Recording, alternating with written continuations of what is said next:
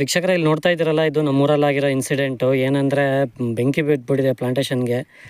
ಏನಕ್ಕೆ ಇದನ್ನು ವೀಡಿಯೋ ಮಾಡಾಕ್ತಾಯಿದ್ದೀನಿ ಅಂದರೆ, ನಾವೆಲ್ಲ ಏನು ಮಾಡ್ತೀವಿ, ನಮ್ಮ ತೋಟಗಳಲ್ಲಿ ಸ್ವಲ್ಪ ಈ ಬೇಸಿಗೆ ಅಂದರೆ ಒಣಗಿರೋದನ್ನ ಎಲೆಗಳಿರ್ಬೋದು, ಲಾಸ್ಟ್ ವರ್ಷ ಕಸ ಬಿಟ್ಟಿದ್ದು ಹಿಂಗಣ್ಣು ಬ್ಯಾಸ ಹೊಡೆದು ಕ್ಲೀನ್ ಮಾಡಿರಲ್ಲ, ಅದೇನಾಗಿರುತ್ತೆ ತೋಟಗಳಲ್ಲೆಲ್ಲ ಒಣಗಿರ್ತೀವಿ. ಈಗಾಗಲೇ ಒಂದು ಇನ್ಸಿಡೆಂಟ್ ನೋಡಿದೆ, ಅಡಿಕೆ ತೋಟ ಎಲ್ಲ ಒತ್ತಿ ಹುರಿದ್ಬಿಟ್ಟಿದೆ. ಏನಕ್ಕೆ ಬೇಸಿಗೆ ಇದು ಎಲ್ಲೋ ಏನೋ ಬೆಂಕಿ ಬಿದ್ದುಬಿಟ್ಟಿರುತ್ತೆ, ಅದೇನಾಗುತ್ತೆ ನಮ್ಮ ತೋಟದ ಕಡೆ, ನಮ್ಮ ಹೊಲದ ಕಡೆ ಎಲ್ಲ ಬಂದು ನಾವು ಹಾಕಿರೋ ಬೆಳೆ ಎಲ್ಲ ನಾಶ ಮಾಡುತ್ತೆ. ಸೊ ಅದಕ್ಕೆ ಬೆಸ್ಟ್ ಪ್ರಾಕ್ಟೀಸ್ ಏನಂದರೆ, ಹಿಂಗಂಡು ಒಂದು ಸರಿ ತೋಟಗಳನ್ನ ಎಲ್ಲ ಹೊಲಗಳನ್ನ ಅಚ್ಚುಕಟ್ಟು ಮಾಡ್ಕೊಳ್ಳಿ. ಯಾವುದೇ ಥರ ಕಳೆನ ಬಿಡಬೇಡಿ.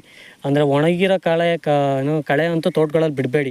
ಅದೇನಾಗುತ್ತೆ, ಎಲ್ಲೋ ಬೆಂಕಿ ಬಿದ್ದಿದ್ದು ನಮ್ಮ ತೋಟಕ್ಕೆ ಬರೋದು, ಅಥವಾ ಇವಾಗ ಗೊತ್ತಲ್ಲ ಕಿಡಿಗೇಳುಗಳು ಬೇಕು ಅಂತಲೇ ಬೆಂಕಿ ಹಾಕ್ತಾರೆ. ಎಷ್ಟು ಕೆಟ್ಟ ಜನ ಇರ್ತಾರೆ ಅಂತ ನಾನು ಹೇಳೋದೇನು ಬೇಡ. ಸೊ ಅದಕ್ಕೆ ಜಸ್ಟು ಈ ವಿಡಿಯೋ ಮೂಲಕ ಇನ್ಫಾರ್ಮೇಷನ್ನು, ತೋಟಗಳನ್ನ ಯಾವಾಗಲೂ ಬೇಸಿಗೆಯಲ್ಲಿ ಮ್ಯಾಕ್ಸಿಮಮ್ ಅಚ್ಚುಕಟ್ಟಾಗಿ ಇಟ್ಕೊಳಕ್ಕೆ ಟ್ರೈ ಮಾಡಿ. ಅಂದರೆ ಯಾವುದೇ ಥರ ಒಣಗಿರೋ ಕಸ ಮಾತ್ರ ತೋಟಗಳಲ್ಲಿ ಇಡೋಕ್ಕೆ ಬಿಡಬೇಡಿ. ತುಂಬ ಬೇಜಾರಾಗುತ್ತೆ, ಯಾಕೆಂದ್ರೆ ಕಷ್ಟಪಟ್ಟು ಮಾಡಿರ್ತೀವಿ, ಅದೇನಾರ ಬೆಂಕಿ ಎತ್ತಿ ಹಾಳಾಗೋಯ್ತು ಅಂದರೆ ಅವಾಗ ಸಿಕ್ಕಾಬಟ್ಟೆ ಬೇಜಾರಾಗುತ್ತೆ. ಅದೊಂದು ಅಡಿಕೆ ತೋಟ ನೋಡಿದೆ, ಅದೋ ವೀಡಿಯೋದಲ್ಲಿ ಸಿಕ್ಕಾಬಟ್ಟೆ ಪಾಪ ಬೇಜಾರಾಯ್ತು ಆ ವೀಡಿಯೋ ನೋಡಿ.